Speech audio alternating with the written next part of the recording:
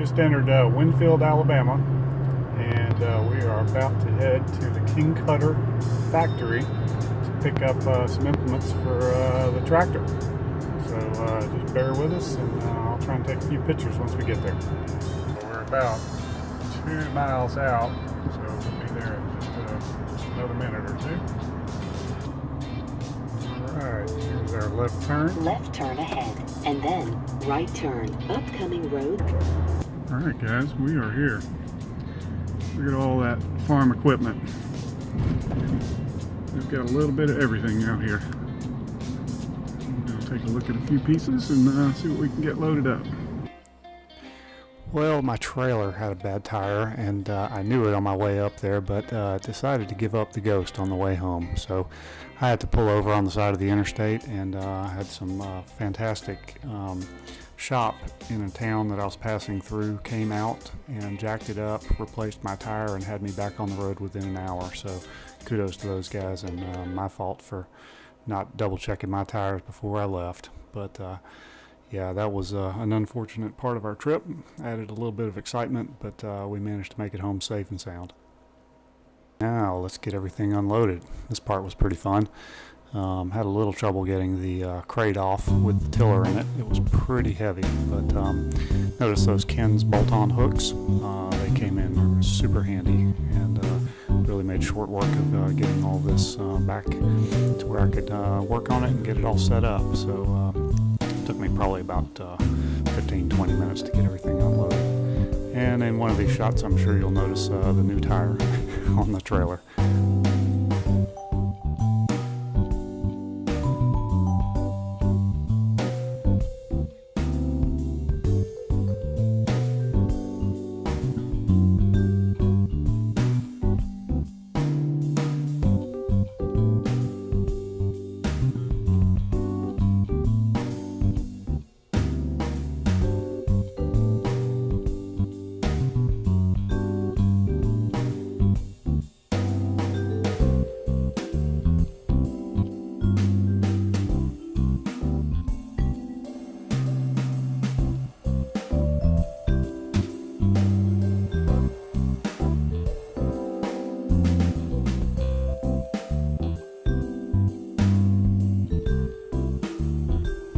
Took a few times to get everything hooked up here, but finally got it going. And at this point I realized I needed to put the back of the trailer down and slowly ease it on out, because the tiller was so heavy that I could not lift with the lift arms. The front end loader, excuse me, would not lift it any further than what you just saw there. So at this point I'm trying to just take that inch of height that I got and see if I can't swing it off the back and then lower it.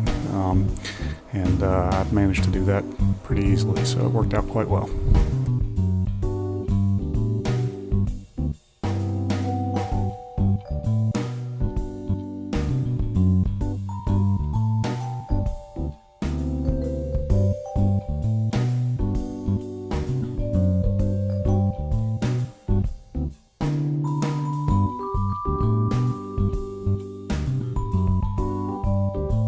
All right, well, everything's going, and I didn't film putting this down, but the next sequence of shots here is just getting that landscape rake unloaded, and then we'll take a good look at the tiller and the landscape rake both, and just enjoy the rest of the video.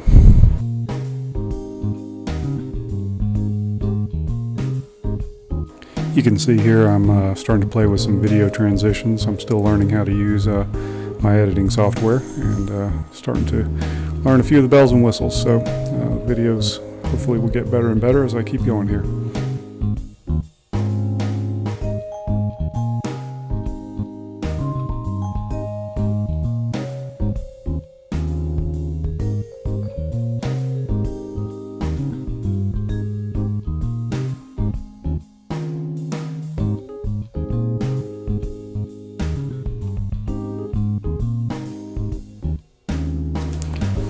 Okay, well, we got the landscape rake unloaded here, so next thing we're going to do is take a nice close look at the tiller in its crate. It's over to the left of the tractor there, and that will be our next close-up view.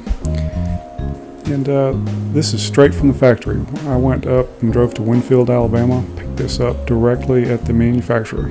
So I didn't buy it through a dealer, I bought it straight from Kutter, which happens to be located in state, about an hour or so away from the factory. So I thought I'd go up there and take a look at it, and got to see their operation, and it's pretty impressive. They've got just about everything you can imagine for a tractor available. I did see a subsoiler up there that literally was 5 feet long. I think it was made out of 2-inch thick steel. It looked like it must have been for a 200 or 300 horsepower tractor. I mean, it was amazing. Never seen a subsoiler that big. Anyhow, this is a well-made tiller. The only downside is it is Kubota orange. And I know they do make, Taylor Way is also owned by Kutter, and they do make a green version of this tiller, but I decided just to go with this one. Got a real good price on it, and looks like a real high quality implement.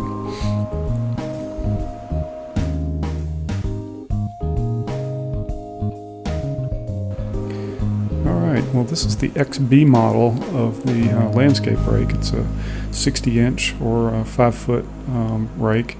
The tractor has a track of about 47 inches, just a little under 48 inches. So this hangs over the sides just a little bit and works out well for a tractor this size. The only thing I don't like about it is I'm going to have to fabricate a top link for my quick hitch. So I'm going to have to get my welder and some scrap metal out and make a little piece that will allow that top link to work with my quick hitch. The way it's designed right now, it will not work. Also, those pins will be modified for coming on out. All right, well here we're opening up the crate. Got my Sawzall cutting the bands, and I'm just going to walk through actually unboxing this thing. So this should take just a few minutes, and then we'll attempt to get it hooked up to the tractor and just take another look at it. So I'm going to go ahead and speed this up and just sit back and enjoy.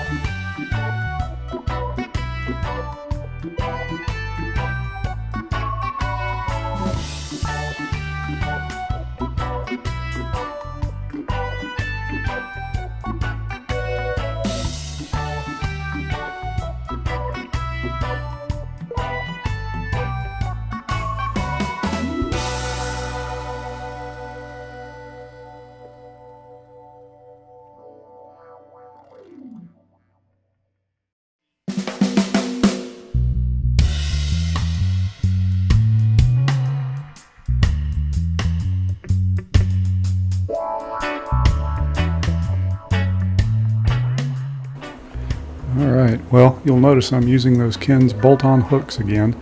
Those things are absolutely fantastic, and I cannot more highly recommend them. If you've got a front-end loader bucket without those hooks on it, I would run, not walk, and purchase a pair of those. They are so useful for lifting all kinds of things, including tillers in this case. But yeah, I've really enjoyed those, and continue to find uses for them all the time.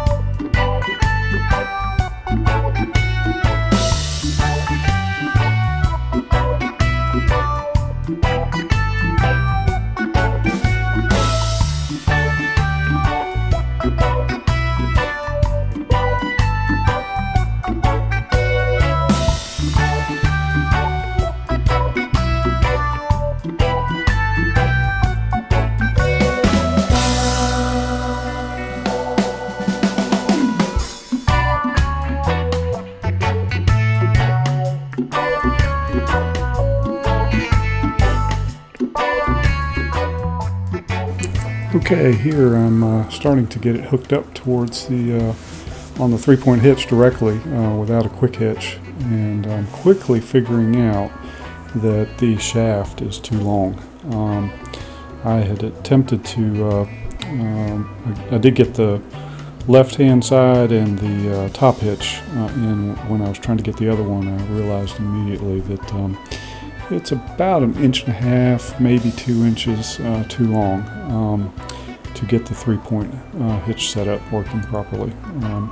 Now you'll notice that in this particular case I do not have the PTO shaft hooked up, and I was able to get the tiller connected to the machine properly, but as soon as I started putting the PTO in, that's when I realized I'm going to have to take another approach. So I have another video I just posted. It was actually my first video where I actually go through the modifications that I made to get it to work with the 3-point hitch, and the quick hitch, and that does not require shortening the PTO shaft. So that is going to be my solution. It's going to be always using this with a quick hitch, so I don't have to make any modifications to that PTO shaft.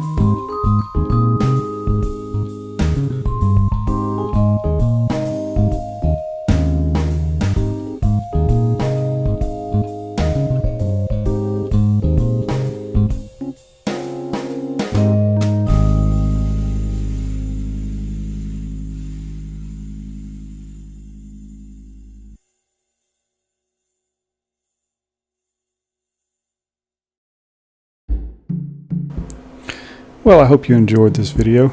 I had a lot of fun making it. I'm still new to creating these videos, so I'm learning and making lots of mistakes along the way. But I'm trying to create a channel that's just got some nice videos, good high quality videos of tractors in action doing various tasks around the farm or around the house, landscaping jobs, whatever the case may be. I've got a large backyard landscaping project going on at the moment, and that's the purpose for getting this tiller, actually, because we're going to be regrading a large part of the backyard. So I hope to put this into action and take some videos of that work in the very near future. We're seeing about 70-degree weather in mid-January here in the south, so it's kind of hard to beat. So I'm outdoors a lot of days actually doing some work, which is a lot of fun with the tractor. And as I'm getting some of these implements ready, I'm just having more and more fun as I go. So anyway, thanks for coming along for the ride, and I hope you enjoyed the video. If you've got any comments or suggestions for improvement, just post them in the comments below, and remember to like and subscribe to the channel, and I'll have some more videos out here soon.